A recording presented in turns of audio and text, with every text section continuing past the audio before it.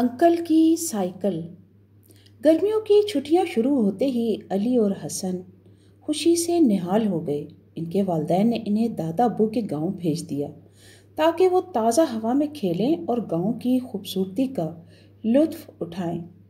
दादा अब्बू का घर एक बड़े बाग के बीचों बीच था, जहां आम, अमरूद और जामुन के दरख्तों की कतारें थीं।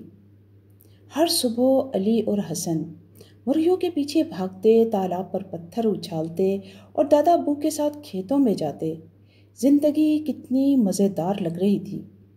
एक दिन दोपहर को जब सूरज खूब चमक रहा था और दोनों दोस्त आम के दरख्त के नीचे बोर होकर बैठे थे, सहन का बड़ा दरवाज़ा चरचराते हुए खुला। एक लंबे हंसते मुस्कुराते अंकल अंदर दाखिल हुए।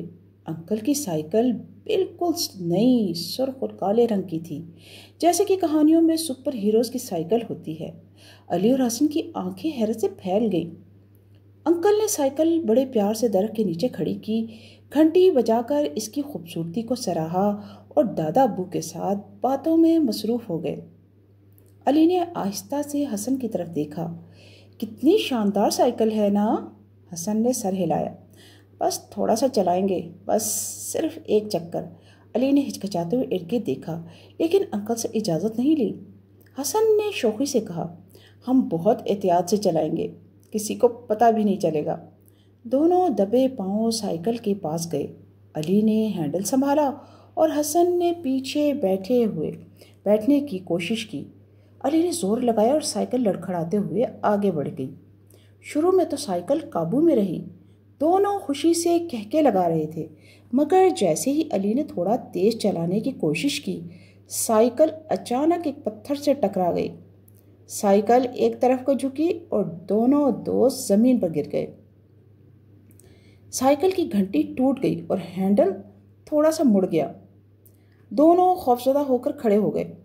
हसन ने साइकिल को सीधा करने की बहुत कोशिश की, मगर घंटी की खड़खड़ सुनकर दोनों का दिल बैठ गया। क्या करें? अली की आवाज़ कँपा रही थी। चुपके से वापस खड़ी कर दें, हसन ने कहा, मगर अली ने सर झटक दिया। नहीं, हमें सच बताना चाहिए। हिम्मत जमा करके दोनों अंदर गए। दादा अब्बू और अंकल अब हंसते हंसते पुरानी बातें याद कर रहे थे। दोनों दोस्तों ने शर्मिंदा होकर सारा वाक़या बता दिया। अंकल ने पहले तो भवें चढ़ाईं, फिर हंस दिए। बच्चों, तुम्हारी सच्चाई ने दिल खुश कर दिया। गलती सबसे होती है, लेकिन ईमानदारी सबसे बड़ी खूबी है। अंकल ने साइकिल को देखा, मुस्कुराए और कहा, चलो अब तुम दोनों मेरे साथ चलकर साइकिल मुरम्मत करवाओगे। दादा अब्बू भी हंस पड़े। अगली बार पहले इजाज़त लेना ना भूलो। अली और हसन ने शर्मिंदगी के साथ वादा किया कि आइंदा बग़ैर इजाज़त किसी चीज़ को हाथ नहीं लगाएंगे।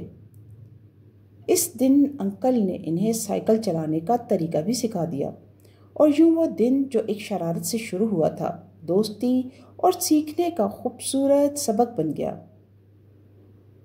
थी ना कितनी मज़ेदार कहानी? यकीनन आप